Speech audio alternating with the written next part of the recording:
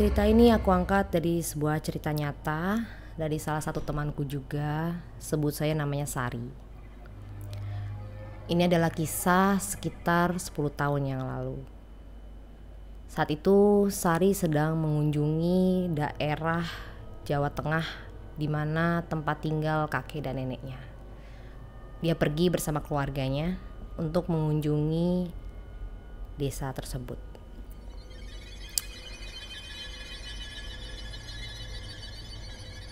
Tadinya awalnya Sari ke sana untuk berlibur. Tapi entah kenapa liburan yang dia jalani buyar semua. Karena ternyata di sana dia mengalami sakit yang luar biasa pada perutnya. Awalnya dikiranya cuma sakit perut biasa, lambung biasa.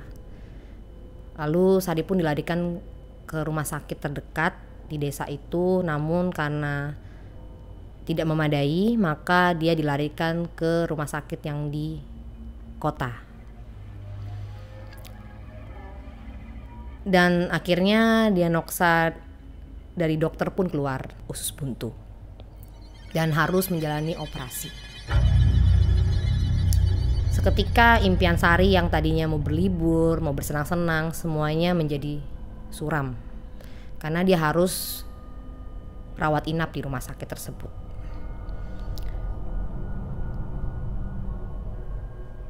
Rumah sakit yang Sari inapi ini bisa dibilang adalah rumah sakit yang tua. Cukup terkenal di daerah itu, namun rumah sakit tua dari zaman koloni Belanda. Jadi semua furniture, semua interior yang ada di dalam situ adalah peninggalan Belanda. Cuma berbedanya di dalamnya sudah banyak teknologi canggih yang bisa menangani pasien dengan penyakit berat seperti Sari.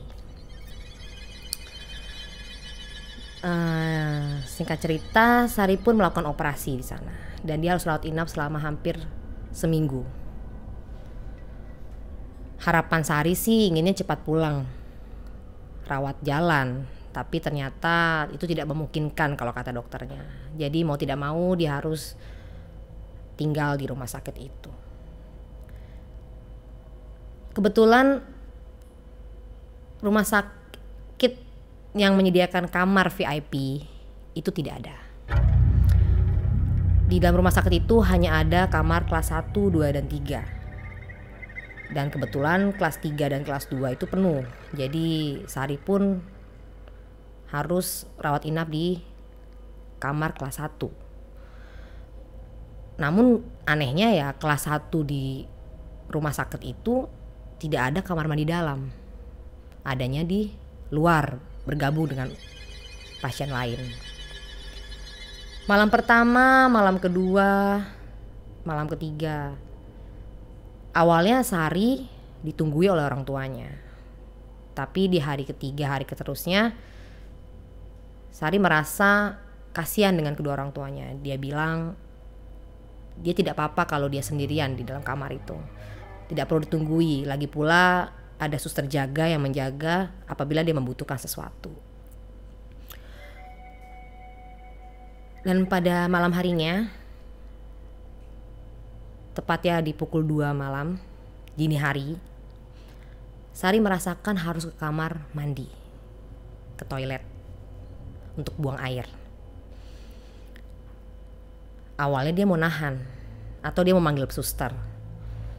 Tapi dia pikir, masa begini aja gak bisa jalan sih. Dan dia pun harus melatih kakinya untuk bisa berjalan sendiri. Lalu dia pun memakai sendalnya, memakai tongkatnya menuju ke kamar mandi di luar dari kamarnya. Pada saat di kamar mandi, dia melihat kamar mandi dalam rumah sakit itu cukup menyeramkan. Seperti kamar mandi yang tidak layak pakai sebenarnya. Kamar mandi yang tidak terawat, tapi tidak bau. Lampunya pun bukan lampu terang benderang yang seperti Sari harapkan. lampunya tuh seperti lampu-lampu temaram, lampu-lampu suram, yang menurut Sari sebentar lagi kayaknya lampu ini bakal mati deh, tapi jangan sampai. Sari gak bisa ngebayangin kalau lampu itu tiba-tiba mati dan Sari berada di dalam ruangan itu sendirian, gelap gulita. Dan dia pun melihat kiri kanan pun tidak ada orang satupun. Dan suster jaga pada saat itu mungkin sedang berkeliling, karena dia tidak melihat ada satu orang pun di tempat suster.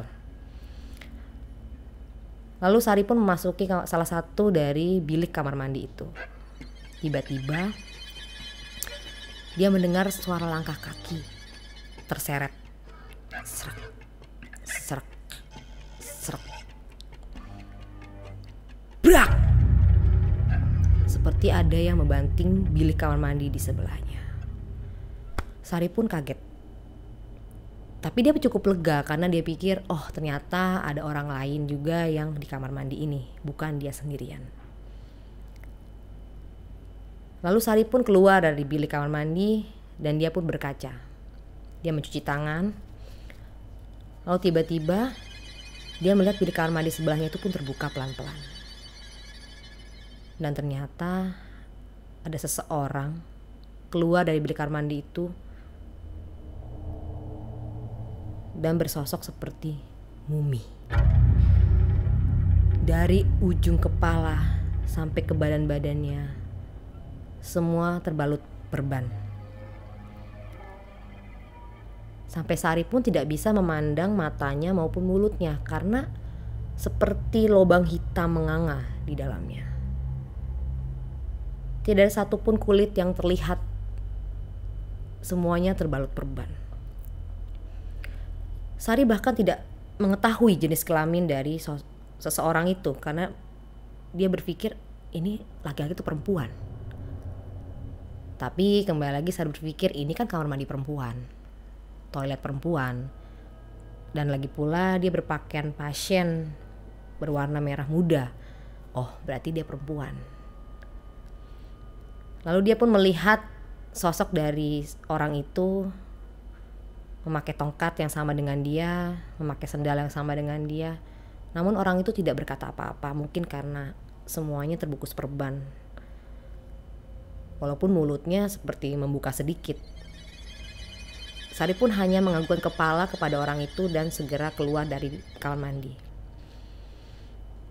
Saat dia keluar dari kamar mandi, Sari pun menengok ke belakang. Tapi kok orang itu gak keluar-keluar lagi dari kamar mandi itu?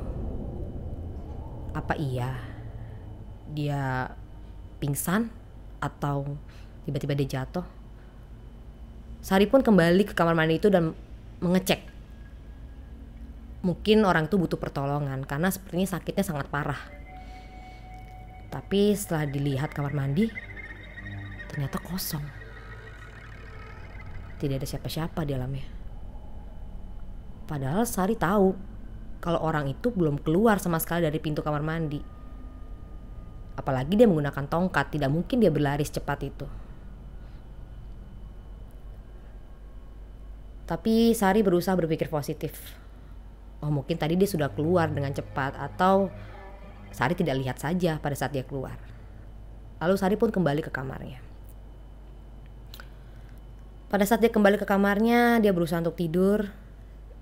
Tiba-tiba dia mendengar lagi suara langkah kaki yang seperti diseret. Seret, seret, seret. Tapi langkah kaki itu berhenti di depan pintu kamarnya Sari. Sari berpikir itu adalah suster jaga yang ingin mengecek keadaannya Sari. Tapi suster jaganya kok gak masuk-masuk. Dan masa iya langkah kakinya seperti itu, seperti diseret. Sari pun menunggu dan menunggu, tapi tidak ada satupun orang yang masuk ke dalam kamar dia. Hingga akhirnya dia ketiduran pada malam hari itu. Pagi harinya keadaan rumah sakit pun kembali normal. Suasana suster, dokter memenuhi lorong rumah sakit di dekat kamarnya Sari. Sari pun berusaha mencari pasien mana yang mengalami luka berat seperti tadi malam. Karena kebetulan mungkin dia bisa diajak ngobrol, karena Sari merasa seminggu penuh di dalam rumah sakit itu pasti sangat membosankan. Dia tidak bisa kemana-mana dengan luka jahitan yang belum kering. Mungkin ada teman yang bisa diajak untuk berbicara. Lalu dia pun keluar dari kamar dan menyadari kalau kamarnya dia itu adalah kamar paling pojok. Dan di sekelilingnya tidak ada kamar lagi. Hanya ruangan-ruangan arsip, ruangan dokter, ruangan suster, dan tempat meja suster jaga. Dan ada hanya satu kamar yang di atas kelas kamarnya Sari, cuma kamar itu sudah tidak terpakai lagi. Lalu Sari pun iseng bertanya kepada suster jaga, "Sus, di sini di lantai ini ada pasien dengan lilitan perban nggak dari ujung kepala sampai ujung kaki?" Hah? Suster pun bingung.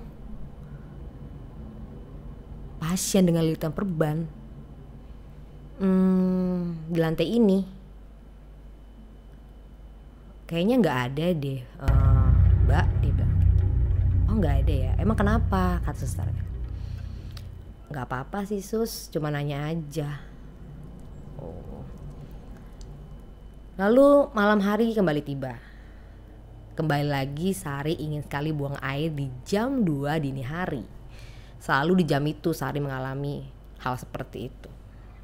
Dengan kesal Sari pun berpikir, "Duh, kenapa sih harus jam segini banget? Aku mesti kamar mandi. Apa pipis di pispot aja ya? Atau harus panggil suster jaga ya?" Dan lagi-lagi tidak ada suster jaga pada jam itu. Mungkin itu adalah jadwal mereka berkeliling. Lalu Sari pun memakai sendal dan mengangkat tongkatnya dan kembali lagi mengunjungi kamar mandi yang waktu kemarin dia tempati. Dia membuka kamar mandi itu, keadaan masih sama, suramnya masih sama. Dan dia masuk ke bilik kamar mandi dan lagi-lagi terdengar suara langkah kaki diseret. Srek, srek, srek, srek. Dan kembali lagi pintu dibanting. Brak, tepat di samping bilik yang sama. Sari pun berpikir, apa iya orang yang kemarin itu datang lagi? Kenapa sama ya jam buang airnya?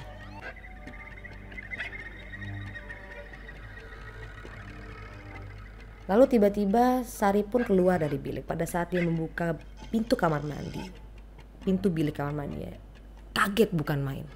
Orang itu berdiri di depannya, memandang dia dengan mata hitam dan mulut yang menganga.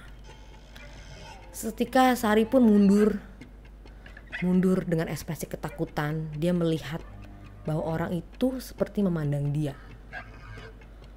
Dia mundur mencari pintu keluar dari kamar mandi itu. Dengan tergopoh-gopoh, Sari pun akhirnya berhasil keluar dari kamar mandi itu. Dan dia berpikir, sangat tidak sopan. Bisa saja orang itu butuh bantuan. Kenapa aku malah keluar dan kabur? Tapi Sari akhirnya mendatangi tempat suster jaga, dan di situ kebetulan ternyata untungnya ada suster jaga di situ. Dan dia pun langsung bertanya kepada sang suster, "Sus, sepertinya ada orang yang butuh bantuan di kamar mandi." Suster itu pun bilang, "Siapa mbak?" "Ya pasien." Sari ngomong begitu, "Pasien." "Hah? Mohon maaf mbak, di sini yang pasien cuma mbak aja. Selebihnya nggak ada pasien lagi." "Hah? Masa iya? Coba deh sus, kita lihat bareng-bareng yuk." Sari penasaran. Masa iya? Gak ada pasien lain di sini selain dia.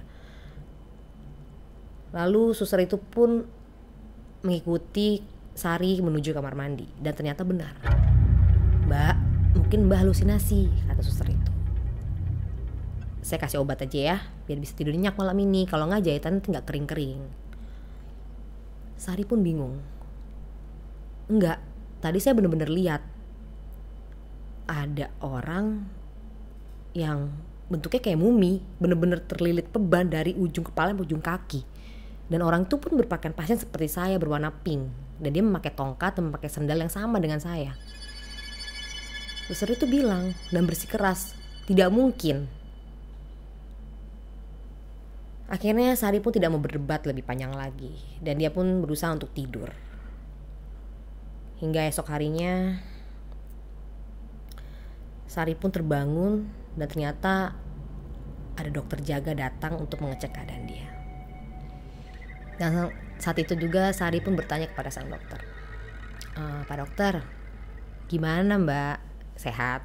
Iya saya sehat, tapi saya mau nanya sesuatu deh. Ya boleh. Di sini ada gak sih pasien yang kayak mumi gitu? Hah? Kayak mumi? Iya, yang terlilit perban dari ujung kepala ke ujung kaki, berpakaiannya sama kayak saya. Pokoknya atribut yang dipakai sama persis kayak saya, cuma bedanya dia kayak luka berat gitu. Lalu dokter pun bertatap-tatapan dengan suster. Mereka seperti bingung dengan ucapan Sari. Lalu si suster pun bilang, oh mungkin pasien itu dok. Dokter pun langsung berpikir, oh si Lastri. Iya. Sari pun tidak mengerti apa yang mereka bicarakan. Lalu dokter pun menanyakan kepada Sari, Mbak, bentuknya kayak gimana? Maksudnya sosoknya seperti apa? Iya seperti mumi, benar-benar terlilit perban dari ujung kepala ke ujung kaki. Tadi namanya siapa? Sepertinya dokter menyebut sesuatu nama. Iya. Akhirnya dokter pun menceritakan kepada Sari bahwa pasien yang dilihat oleh Sari adalah Lastri. Tapi pasien tersebut sudah meninggal 2 hari yang lalu. Kaget bukan main Sari mendengar itu. Sari berpikir 2 hari yang lalu adalah 2 hari dia melihat orang itu ada di kamar mandi bersama dia. Masa iya yang dia lihat itu adalah orang yang sudah meninggal? Lalu si dokter pun menceritakan kembali, sebenarnya saya tidak boleh menceritakan ini kepada pasien lain, tapi karena Mbak Sari penasaran sekali, ya sudah. Lastri itu meninggal karena luka berat, kebakaran di apartemennya. Karena levelnya sudah berat, kami tidak bisa menyelamatkan dia dengan luka bakar yang separah itu. Jadi Mbak Lastri sudah mengembuskan nafas terakhirnya kemarin 2 hari yang lalu pada malam hari, sekitar jam 2 dini hari. Jam 2 dini hari itu adalah jam dimana saya pasti buang air di dalam kamar mandi itu. Ya awalnya Mbak Lastri memang ditempatkan di kamar Mbak ini sebelumnya. Sekarang sudah ada di kamar jenazah. Oh, dan belum diambil keluarganya sampai sekarang. Tapi orang tuanya akan ngambil hari ini. Kalau gitu boleh saya lihat, dok? Saya ingin membuktikan kalau yang saya lihat itu 2 hari kemarin itu bukan orang itu. Maksudnya gak mungkin kan kalau, ya begitulah dokter pasti tahu lah maksud saya. Akhirnya dokter pun membawa Sari ke kamar mayat untuk membuktikan bahwa apa yang Sari lihat itu salah. Karena tidak mungkin Lastri mondar-mandir kamar mandi pada jam 2 dini hari dalam kondisi yang sebenarnya dia sudah meninggal. Pada saat di kamar mayat, yang Sari lihat adalah sosok mayat yang memang luka bakar parah, namun sudah dibersihkan. Dan disitunya anehnya lagi, ada sendal di bawah persis tempat Lastri berbaring. Lalu si dokter pun bilang, "Loh sus, itu sendal ngapain ada di sini ya? Itu kan sendal pasien." "Hah, bukan saya yang naruh kok dok." "Terus siapa yang naruh? Ada sendal di situ."